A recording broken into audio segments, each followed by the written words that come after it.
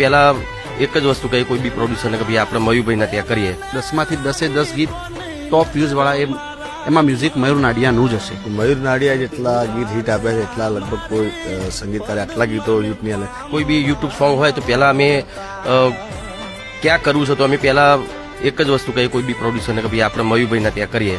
મૃત્યુ પામ્યા એના આગલા દિવસે મેં એમને ફોન કર્યો તો મયુરભાઈ આપણું કંઈ સોંગ થઈ ગયું કે નહીં, હા બધું ફાઇનલ થઈ ગયું.